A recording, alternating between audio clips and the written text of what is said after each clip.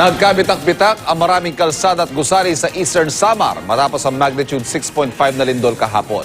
Paglilinaw naman ng PHIVOLCS, hindi ito konektado sa lindol sa Zambales noong Lunes. Narito ang unang balita.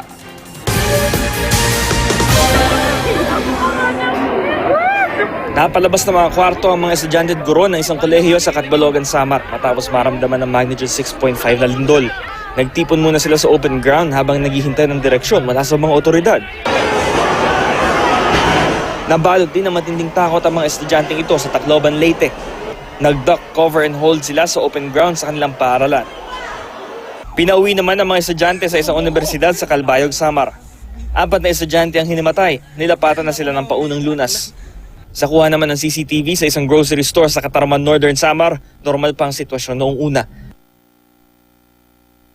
Napatakbo ang mga mamimili na maramdaman na ang pagyanig. Unti-unting lumakas ang pagyanig habang tumatagal hanggang sa bumagsak ang ilang paninda at namatay ang mga ilaw. Agad na lumabas ang mga naiwan sa tindahan nang humupa na ang lindol. Hindi rin nakaligtas sa lindol ang isang simbahan sa San Julian, Eastern Samar. Ang isang rebulto, naputol ang kamay. Nagkabitak-bitak din ang mga pader sa loob ng simbahan. Bukod pa riyan, nagkabitak-bitak din ang ilang kalsada at tulay sa naturang bayan. Ganyan din ang sitwasyon ng ilang kalsada sa Las Navas, Northern Samar.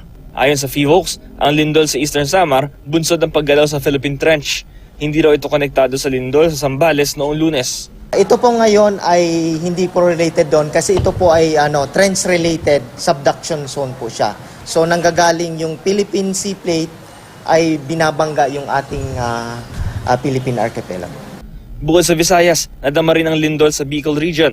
Sa dining room sa isang bahay na ito sa Bao, Camarines Sur, makikita umuuga ang isang upuan. Sa Legazpi, Albay naman, pinalabas ng mall ang mga namamasyal. Our technical people are assessing the building. But for the safety of everybody, minabuti na po natin na i-evacuate po kayo dito sa safe area.